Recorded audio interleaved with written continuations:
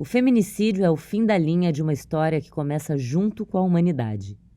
Desde os tempos das cavernas até os dias de hoje, com o estabelecimento e manutenção da sociedade patriarcal, marcada pelo domínio e valorização do masculino, a mulher teve o seu direito à igualdade severamente negligenciado ao longo dos séculos. Bom, é a tal história, né? É muito difícil você dizer quando começou, né? Quer dizer, nós não estávamos lá para ver, mas, na realidade, o que a gente pode perceber é que séculos e séculos e séculos a sociedade mantém um padrão patriarcal, um padrão de dominação masculina, que vai se manifestando ao longo da história sob diversas formas, desde as formas mais agressivas, né, da servidão das mulheres, ou da escravização das mulheres, ou do assassinato de mulheres nas fogueiras, consideradas as bruxas, até as formas mais modernas de hoje em dia, em que o patriarcado se manifesta através de outras formas de violência e de discriminação, impedimento das mulheres terem o mesmo acesso aos cargos de poder, o impedimento das mulheres terem autonomia sobre sua sexualidade, sobre seu corpo, violência física, psicológica, moral, sexual. E, hoje em dia, a gente vê também, né, a forma como o patriarcado se manifesta através de mecanismos de ódio muito expresso contra as mulheres nas mídias sociais. Então, a gente vê que as manifestações do patriarcado, do machismo, elas são históricas de alguma forma. Nós poderíamos imaginar o homem das cavernas, né? Não sabemos bem o que o homem das cavernas faria, mas o que a gente tem, talvez, em textos mais antigos é a própria Bíblia, né? Que começa com uma maldição sobre as mulheres: parirás com dor, né? Por ter comido, né, o fruto do conhecimento, o fruto do pecado. Então, sempre foi interditado às mulheres esse acesso ao conhecimento, porque o acesso ao conhecimento é o acesso ao poder, né? Até a ciência e os grandes pensadores da humanidade reafirmaram aos quatro ventos a infundada teoria da superioridade masculina. Quando a gente pensa, né, nos estudiosos que vieram antes de nós, podemos usar todo o legado que Darwin nos deixa, né, a importância das emoções, a teoria das emoções, né? O que acontece quando eu sinto? Então, raiva e medo são duas emoções, né, que a gente chama, que estão associadas a um mecanismo de defesa. Todas as emoções estão relacionadas à nossa sobrevivência, né? Imagina se a gente tira as emoções, como é que seria a nossa vida, né? Mas a raiva e o medo, a gente chama que eles estão relacionados aos nossos mecanismos de defesa. Então, eu sinto medo e sou agressivo e reajo com raiva, né? Agora, do que é que os homens sentem medo em relação às mulheres? Podemos pensar, né? Se eu preciso ser agressivo, se eu preciso desqualificar, se eu preciso tirá-la, né? O que está acontecendo aqui? Quando a gente usa a agressividade como forma de resolução de problemas, a gente está no que a gente chama do cérebro bem reptiliano. Eu não estou nem usando ainda os processos cognitivos. Então, é muito importante que as pessoas entendam o que elas sentem e possam, de uma forma muito clara, serem assertivos. Mas isso eles precisam aprender. Então, tanto a biologia quanto os construtos sociais, a psicologia, é de extrema importância para esse trabalho. Só que o indivíduo só vai permitir esse acesso se ele quiser. Então, aquilo que eu faço com o que eu sinto é uma escolha minha, é uma responsabilidade minha. Então, hoje, todo o legado que a gente vem construindo, né, pós-Freud, enfim, pós-Darwin, pós-Nietzsche, é de suma importância. Ou seja, todo o trabalho que as neurociências vêm fazendo hoje para identificar, para ser capaz de contribuir de uma forma muito clara e muito prática, né, em termos de comportamento, quais são as ações que precisam ser tomadas para que esses indivíduos possam ter mais consciência daquilo que eles sentem e assim serem muito mais assertivos, muito mais qualificáveis naquilo que eles têm como objetivo, né? Então, muito do que os homens fazem é um comportamento que eles entendem que é errado, mas é assim que eles querem fazer. Então tem uma certa um certo não conhecimento, mas tem uma escolha de que é assim que eu quero fazer. Porque quando nós não queremos se comportar de determinada forma, nós não fazemos. Nós buscamos outras alternativas. Indivíduos que têm essa questão com a violência, né? Muitas vezes eles aprenderam dessa forma e entendem que assim é o correto, é assim que eles querem fazer. Então, qual é a escolha? Por que existem indivíduos que são agressivos e violentos e outros indivíduos que trabalham com vítimas? É a escolha de cada um. É 100% a escolha de cada um. Parece até história de ficção, mas não, infelizmente não é.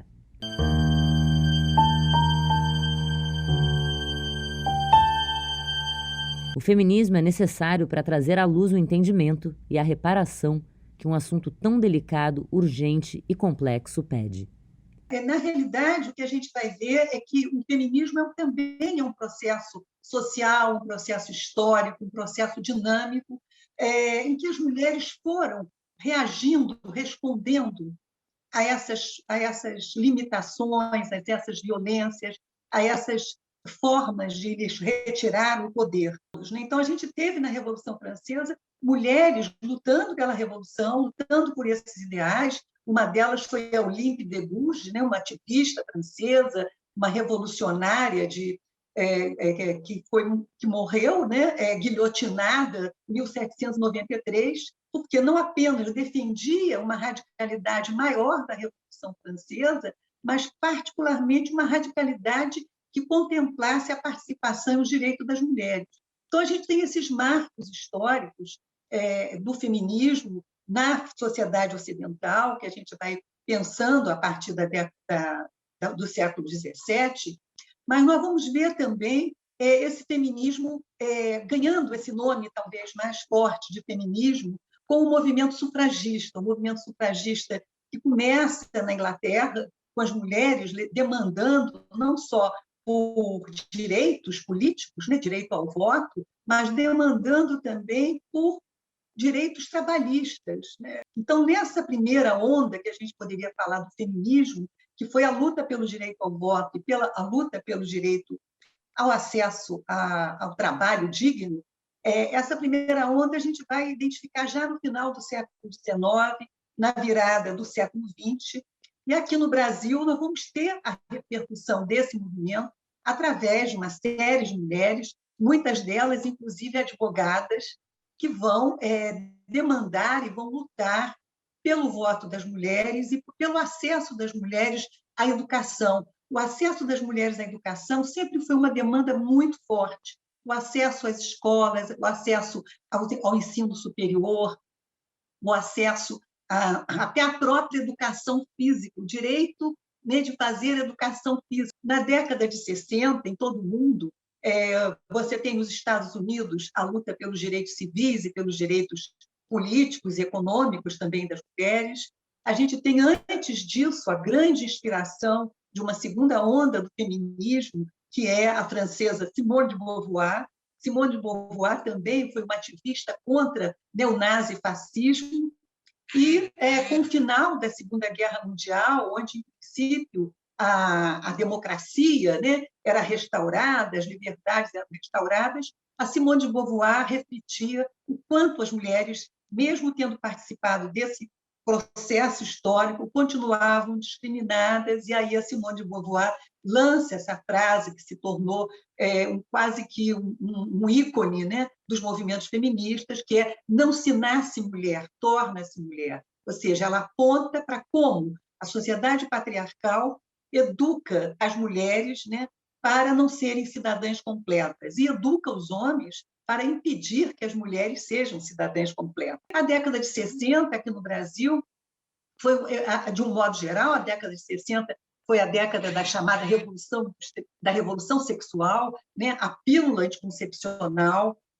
a pílula que separou, né, a sexualidade da reprodução. Isso, claro, que traz um impacto muito grande. Eu poderia dizer hoje em dia que existe uma terceira onda do feminismo em todo o mundo e no Brasil, né, que é a grande onda com as questões trazidas pelo movimento de mulheres negras, né, que apontam que as questões não são apenas as questões de gênero, mas são questões da interseccionalidade de raça, cor, etnia, e que, na realidade, os diferentes impactos de limitação aos direitos das mulheres se dão de formas mais graves, dependendo se essa mulher é negra, se essa mulher é indígena, se essa mulher é pobre, se essa mulher é branca. A questão da transexualidade, né? Da homoafetividade. Um outro ponto muito importante nessa terceira onda também é a questão da crítica ao colonialismo. Conhecimento, saber tem sido transmitido para valorizar apenas a cultura do colonizador. Então, há todo um resgate de uma cultura decolonial. Lembrando que feminismo não é femismo. Oi? Doutora, por favor, com a palavra. Então, quando pensamos em machismo, feminismo e feminismo, é muito importante que a gente faça a distinção entre essas três palavras, né? Na verdade, entre esses três comportamentos. Quando falamos de machismo, estamos falando de uma necessidade que o homem tem de diminuir, de desqualificar e subjugar uma mulher. Quando falamos de feminismo, é a mulher que fica nessa posição de diminuir, de desqualificar e subjugar um homem. Quando falamos de feminismo, feminismo é um movimento pela busca do direito igual, ou seja, das condições de trabalho de forma igualitária, da liberdade, da capacidade dos seres humanos viverem livres. Falando nisso, e o homem nisso tudo? Quando tentamos arrancar deles algo tão enraizado, tão inserido na nossa cultura, o que sobra? Como se desconstruir de verdade? Como criar filhos livres do machismo estrutural? Precisamos que eles estejam envolvidos e engajados para que alguma mudança efetiva aconteça. Uma mudança de mindset, de chip, para falar de um jeito mais atual. Quando a gente pensa em machismo, podemos pensar o quanto esses homens sofrem com isso, né? Então, a primeira fala que um menino aprende, engole o choro. Vai lá e bate no sujeito. Me dê dicas do que podemos fazer para ajudar os homens. Eles precisam aprender a sentir. O machismo, ele afeta tanto os homens quanto as mulheres, só que ele afeta de formas diferentes. Fica claro? Então, é um movimento conjunto. Então, a importância do movimento feminista é para poder liberar os homens também de tudo isso e as mulheres, né?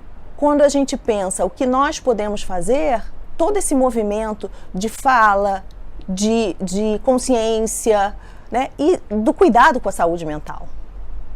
Então, é uma sociedade juntas, né, para que possamos juntos fazer uma diferença. O patriarcalismo não pode ser eterno. E é importante que a gente possa estar educando mulheres e meninos, né, meninas e meninos, para lidarem com a questão da diversidade, da igualdade, da equidade, e que a gente possa, né, caminhar de uma maneira que a gente tenha, né, uma sociedade mais solidária, uma sociedade mais fraterna, uma sociedade onde as desigualdades, né, não sejam, as diferenças corporais, as diferenças que possam existir, não sejam elementos de discriminação e de violência. No Mulher em Foco Especial Dia Internacional da Mulher, é hora de debater e lembrar de como devemos aplicar a equidade no dia a dia e comemorar cada vitória.